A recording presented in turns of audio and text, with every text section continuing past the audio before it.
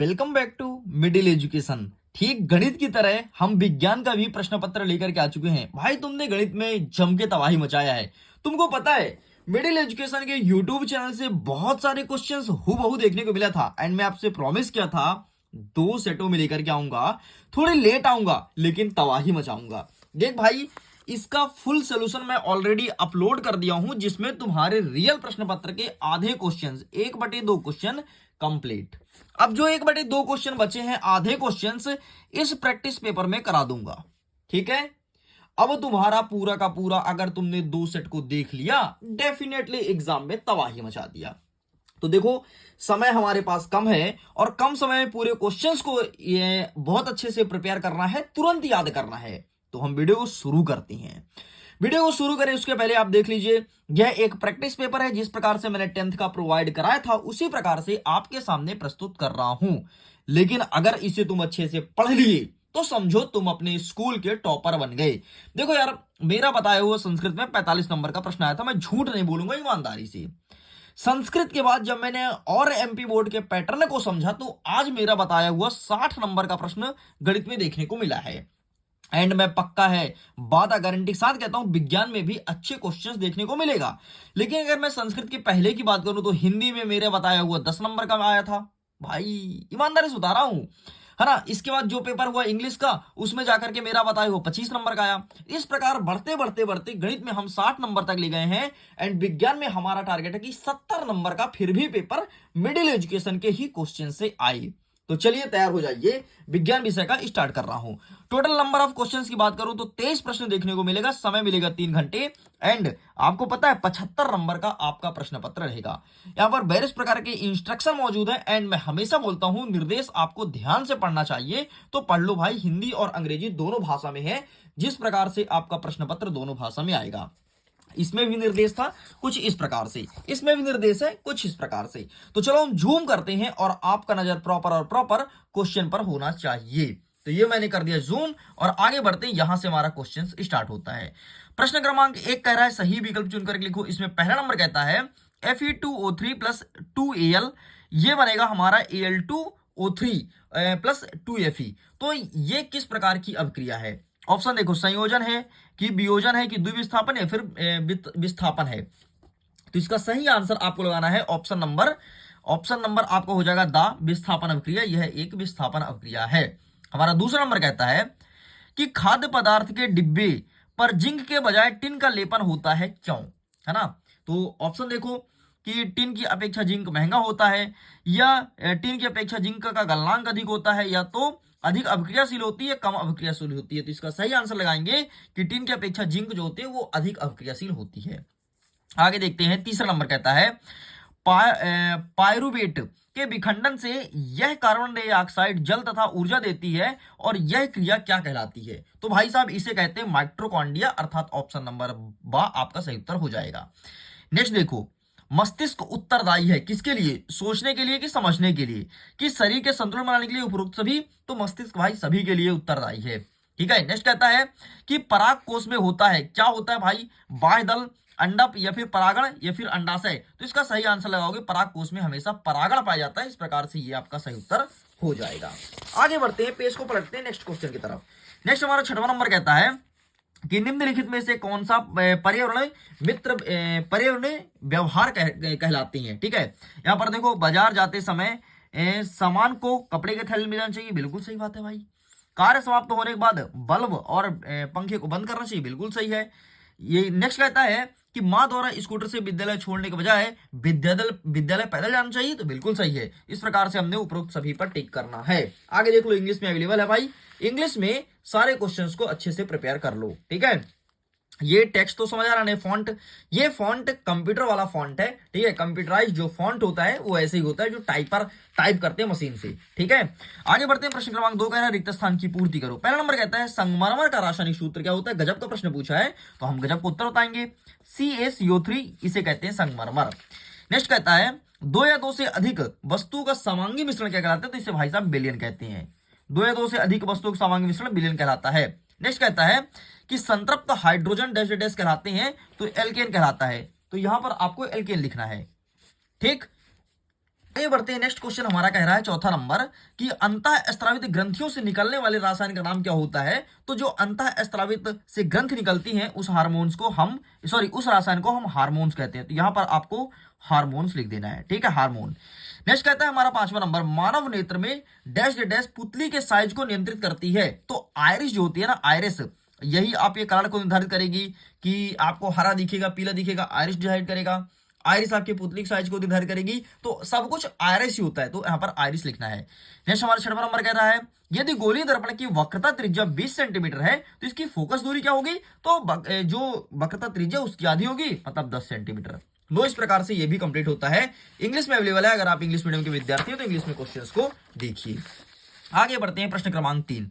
तीसरा नंबर कहता है सत्य और असत्य बताओ। इसमें हमारा पहला नंबर कहता है कि जिंक तथा लेड कॉपर की अपेक्षा क्या अधिक क्रियाशील होता है। तो बिल्कुल ये बात सत्य है, जिंक तथा लेड कॉपर के अपेक्षा अत्यधिक क्रियाशील होता है। बायोगैस एक संपीड़ित प्राकृतिक गैस मतलब सीएनजी का प्रमुख घटक एथेन है। तो बिल्कुल झूठ बोल रहा है, गलत नहीं है। नेक्स्ट कहता है वक्र की संरचनात्मक इकाई नेफ्रॉन है, बिल्कुल सही है। नेक्स्ट कह रहा है कि सभी अनैच्छिक क्रियाएं पश्चिम मस्तिष्क में स्थित मेडुला द्वारा नियंत्रित होती है, बिल्कुल सही बात है। एंड मैंने सेट नंबर फर्स्ट में इसको बहुत अच्छे से समझाया था। नेक्स्ट कहता है कि विद्युत धारा मापने के लिए वोल्टामीटर का प्रयोग होता है। तो यह आपका बिल्कुल गलत हो जाएगा। नेक्स्ट कह रहा है कि प्रिज्म द्वारा बैगनी रंग का विचलन क्या सबसे अधिक होता है। तो बिल्कुल सही हो जाएगा। इस प्रकार से ये होता है कंप्लीट। इंग्लिश में क्वेश्चंस अवेलेबल है, इंग्लिश में देख लीजिए। आगे बढ़ते हैं प्रश्न क्रमांक 4 की तरफ, जिसमें कह रहा है सही जोड़ी मिलाओ। पहला कह रहा है टमाटर। तो टमाटर का क्या हो जाएगा, टमाटर में पाया जाता है भाई साहब ऑक्जेलिक अम्ल, ठीक है। तो ये ऑक्जेलिक अम्ल के साथ मैच करना है, पूरा देख लो तुम एक साथ। नेक्स्ट कहता है कि सामान्य इकाई रक्तदाब। तो ये होता है भाई साहब 120 से लेकर के 80 mm तक। एंड इसके लिए मैंने सेट नंबर फर्स्ट में कवर किया था। कल का पेपर तुम्हारा बहुत अच्छा आएगा, टेंशन मत लो। नेक्स्ट कहता है कि आपका पादप हार्मोन्स। तो इसका सही आंसर आपको लगाना है पादप हार्मोन्स का साइटोकाइनिन। नेक्स्ट कहता है विद्युत धारा का चुंबकीय प्रभाव। तो इसका सही आंसर आपको लगाना है ओस्टोल्ड। नेक्स्ट कहता है कि अनुवांशिक पदार्थ। तो इसका सही आंसर आपको लगाना है डीएनए। एंड नेक्स्ट कहता है कि अपवर्तन। तो इसका सही आंसर हो जाएगा आपका एशनेल का नियम। लो, आपका ये भी कंप्लीट होता है, ठीक है। आगे यहां पर इंग्लिश में अवेलेबल देख सकते हो। आगे बढ़ते हैं, हमारा पांचवा नंबर कह रहा है एक शब्द या एक वाक्य में उत्तर दो। नेक्स्ट कह रहा है कि CaOCl2 यौगिक का प्रचलित नाम है। तो यह बिरंजक चूर्ण का प्रचलित नाम है। क्या लिखोगे, बिरंजक, बिरंजक चूर्ण, इतना लिख के कंप्लीट करेंगे।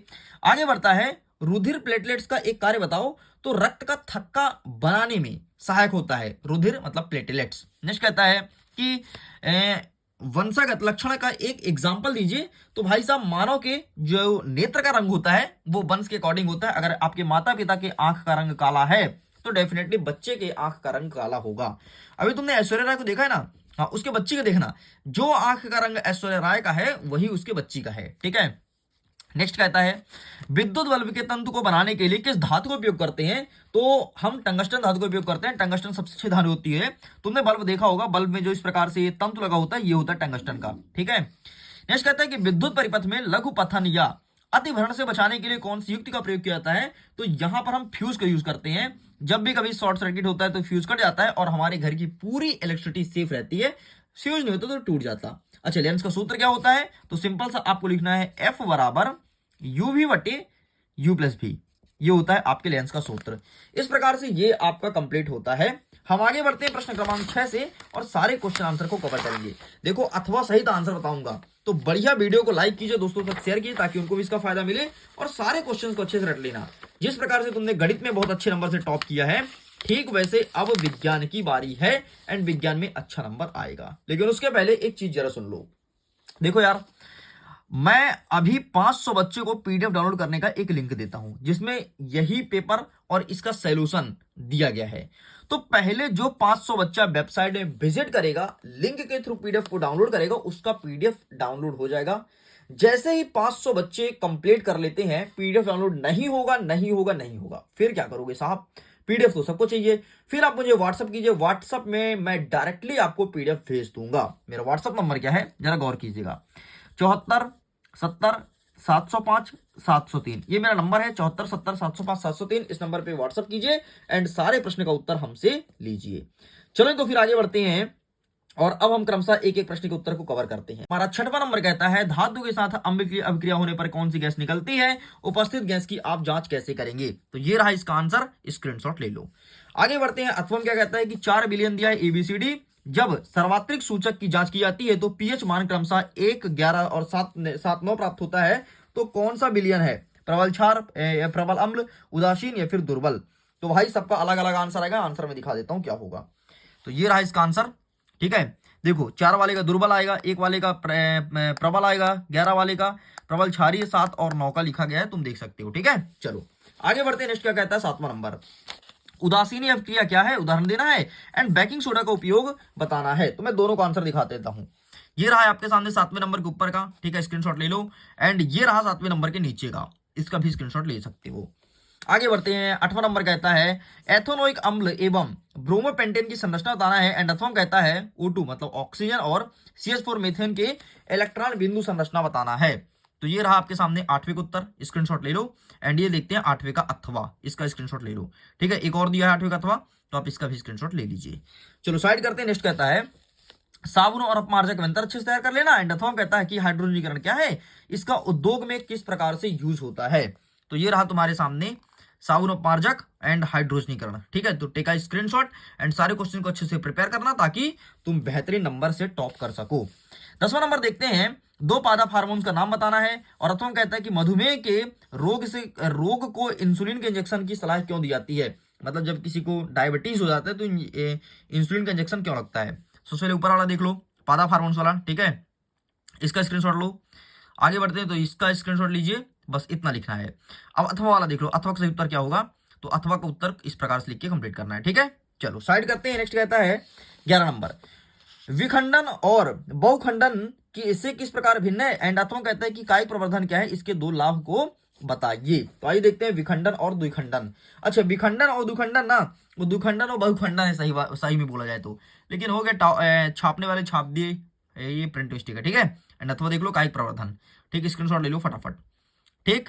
चलो आगे बढ़ते हैं। इसके 2 लाभ देख लो, लाभ तो मैंने दिखाया नहीं, ये रहा कायिक प्रवर्धन के लाभ। चलो आगे बढ़ते हैं। 12 नंबर कहता है कि विभिन्नता से उत्पन्न होने वाली सी स्पीशीज की अस्तित्व किस प्रकार बढ़ जाता है? एंड इसी के अथवा में क्या कहता है कि अथवा ही है। अथवा कहता है कि एक अध्ययन से पता चला कि हल्के ई रंग के आंखों वाले बच्चों के जनक की माता पिता के हल्का ओ रंग होता है। इस आधार पर हम क्या कहेंगे कि आंखों के हल्के रंग का लक्षण प्रभावी है या प्रभावी? अपने उत्तर की व्याख्या कीजिए। आइए मैं दिखा देता हूं 12 का उत्तर। ये रहा सबसे पहले 12 का देखो, ठीक है। एंड देखो 12 का अथवा, सेम प्रश्न है, ये उत्तर लिखना है छोटा सा। जितना बड़ा प्रश्न उतना बड़ा उत्तर, कभी तुम नहीं देखोगे, मैं भी नहीं देखा, आज पहली बार देख रहा हूं। आगे बढ़ते हैं। नेक्स्ट कह रहा है 13वां नंबर कि वायु में गमन करती प्रकाश की किरणें जब जल में तिरछी पड़ती है तो क्या प्रकाश किरणें अभिलंब की ओर झुकेगी या अभिलंब से दूर हटेगी? बताइए। एंड अथवा कहता है कि हीरे का अपवर्तनांक 2.42 है। इस कथन से क्या अभिप्राय है? भाई प्रश्न बहुत तगड़ी पूछा है, ठीक है। तो इसका स्क्रीनशॉट ले लो। एंड ये देखो इसके अथवे का, ठीक है। तो सॉरी, अथवा का नहीं है, ऊपर वाला, ठीक है। एंड एक सेकंड, ये चित्र है ऊपर वाले का। आगे देख लेते हैं अथवा का। तो अथवा का आंसर ये रहा तुम्हारे सामने, इसका भी फोटो खींच लो। आगे बढ़ते हैं। नेक्स्ट कह रहा है प्रश्न क्रमांक 14 कि किसी चालक का प्रतिरोध किन कारकों पर निर्भर करता है? और अथवा कहता है कि विद्युत परिपथ आरेख में उपयोग होने वाले 4 अवयव का नाम लिख करके उसका प्रतीक मतलब सिंबल बनाना है। तो ये रहा 14 का उत्तर, ठीक है, इसका फोटो खींच लो। एंड आगे बढ़ते हैं। तो ये रहा 14 का अथवा, ये सिंबल बना है, देख लो भाई, प्रतिरोध, बैटरी, संधारित्र, वोल्टा, ठीक, इस प्रकार से 4 बोला, मैंने 4 बनवा दिया। आगे बढ़ते हैं। नेक्स्ट कहता है कि फ्लेमिंग के बाएं हाथ का नियम बताओ। एंड अथवा कहता है कि मैक्सवेल का कॉक की स्क्रू नियम बताइए। तो ये रहा फ्लेमिंग का बाएं हाथ का नियम, यहां से क्वेश्चंस आ रहा है, यही क्वेश्चन तुम्हें एग्जाम में रखा मिलेगा, देख लेना। एंड ये रहा तुम्हारा भाई साहब जो एक और था ना हाथ का नियम, तो ये रहा देख लो मैक्सवेल के दक्षिण हाथ का नियम, ठीक। आगे क्या लिखोगे? ये लिखोगे, ठीक है। बहुत ही अच्छा पीडीएफ है, A1 क्वालिटी का पीडीएफ बनाया गया है। आगे देखते हैं। 16 नंबर कहता है कि किसी दिए गए क्षेत्र में चुंबकीय क्षेत्र एक समान है, इसे निरूपित करने के लिए आरेख खींचना है। एंड अथवा में कहता है कि किसी क्षण चुंबक के चारों ओर चुंबकीय क्षेत्र की रेखा खींचिए। तो ये देख लो भाई 16 नंबर का उत्तर, ठीक है, ये रहा। एंड 16 का अथवा ये रहा, ये तुम्हें बनाना है, चित्र ही बनाना है, ध्यान से देख लो। आगे बढ़ते हैं। हमारा 17 नंबर कहता है कि पोषी स्तर क्या है? एक आहार श्रृंखला का उदाहरण दीजिए तथा इसे पोषी स्तर लिखिए। एंड अथवा कहता है कि जैव निम्नीकरण पदार्थ क्या है? उदाहरण सहित समझाइए, ठीक है। तो ये प्रश्न हमने दिखा दिया, अब हम दिखाते हैं इसका उत्तर। ये रहा है आपके सामने 17 का, ठीक है, ये रहा 17 के आगे का एंड ये देखिए 17 के अथवा का। ठीक है, चलो इस प्रकार से यहां तक होता है कंप्लीट। आगे बढ़ते हैं, प्रश्न क्रमांक 18 देखते हैं। 18 नंबर कहता है कि उभयधर्मी ऑक्साइड क्या है, दो उभयधर्मी ऑक्साइड बताना है। एंड अथवा कहता है कि मिश्र धातु क्या है, किन्हीं दो मिश्र धातु का नाम तथा उसका संगठक बताना है। तो आइए दिखाता हूं उभयधर्मी ऑक्साइड। ये रहा, इसका फोटो खींच लो एंड ये रहा अथवा। ठीक, तो इसका भी फोटो खींच लीजिए। आगे बढ़ते हैं, 19 नंबर कहता है कि हाइड्रा में मुकुलन को स्पष्ट कीजिए। एंड अथवा में कहता है कि पुष्प की अनुदैर्ध्य काट का नामांकित चित्र बनाइए। ठीक है, तो ये रहा है आपके सामने, इसका भी फोटो खींचिए। ठीक है, हाइड्रा का मुकुलन इस तरह के चित्र बनाना और पुष्प का अनुप्रस्थ काट ये रहा तुम्हारे सामने। आगे बढ़ते हैं, नेक्स्ट कहता है हमारा 20वां नंबर, मानव नेत्र का नामांकित चित्र बनाना है। एंड अथवा कहता है कि तारे क्यों टिमटिमाते हैं भाई, तारे क्यों टिमटिमाते हैं, तो पहले तुम्हारी आंख की चित्र बन जाए। ठीक है, ये रहा तुम्हारा आंख, ये बना देना। एंड तारे क्यों टिमटिमाते हैं, ये रहा तुम्हारे सामने आंसर। आगे बढ़ते हैं, नेक्स्ट कहता है प्रश्न क्रमांक 21।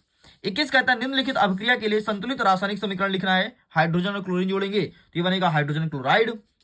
नेक्स्ट कहता है सोडियम और जल जोड़ेंगे तो बनेगा sodium hydroxide plus hydrogen ion. और कैल्शियम और ऑक्साइड जोड़ेंगे, कैल्शियम ऑक्साइड के साथ जल का रिएक्शन करेंगे तो ये बनेगा कैल्शियम हाइड्रोक्साइड प्लस उष्मा बाहर निकलेगा। एंड कैल्शियम कार्बोनेट के साथ अगर हम उसको हीट देंगे तो ये बनेगा कैल्शियम ऑक्साइड एंड इसके बाद कार्बन डाइऑक्साइड बाहर निकलेगा। तो आइए हम दिखाते हैं इसका उत्तर, ये रहा, स्क्रीनशॉट ले लो। ठीक है, एंड आगे भी दिखा देता हूं, पूरा पूरा लेकर के आया हूं, ये रहा। ठीक, तो इसका भी फोटो खींच लो। आगे बढ़ते हैं, नेक्स्ट कहता है इसी के अथवा में कि उष्मा शोषी और उष्मा छेपी अभिक्रिया क्या है, प्रत्येक का एग्जाम्पल दीजिए। हमने दोनों सेट में कवर किया, मतलब समझ रहे हो ना भाई, कल के पेपर में रखा मिलेगा। आगे देखते हैं 22वां नंबर, धमनी और शिरा में अंतर बताओ कोई चार। और वायवीय और अवायवीय शोषण में, अच्छा सुनो, वायवीय अवायवीय के स्थान पर आक्सी और अनाक्सी लिखो ना, यही अंतर लिखना जो मैं भी दिखाऊंगा। भाई मैं डाउट क्लियर कर दिया। अगर तुम्हारे दूसरे सेट में जैसे सेट नंबर बी में आक्सी अनाक्सी लिखा है तो मुझे ये नहीं बोलना कि सर आया नहीं, भाई आएगा, 100% आएगा। ठीक है, तो ये रहा धमनी और ये रहा शिरा। ठीक है, आइए देखते हैं आक्सी या अनाक्सी या वायवीय या वायवीय, ये रहा, इसका भी स्क्रीनशॉट ले लो।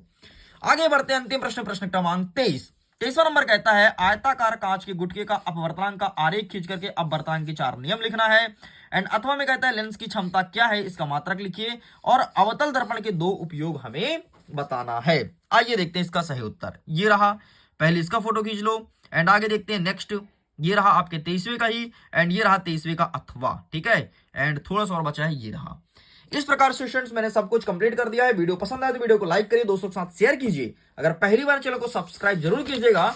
मिडिल एजुकेशन हमेशा तगड़ा कंटेंट लेकर के आता है ताकि आप अपने एग्जाम में बेहतरीन स्कोर गेन कर सकें। अब मैं उम्मीद करता हूं सेट नंबर 1 सेट नंबर 2 दोनों कवर हो गया होगा। अब तुम्हें टेंशन नहीं लेना है, गणित की तरह तुम विज्ञान में टॉप करने वाले हो। Okay, bye bye.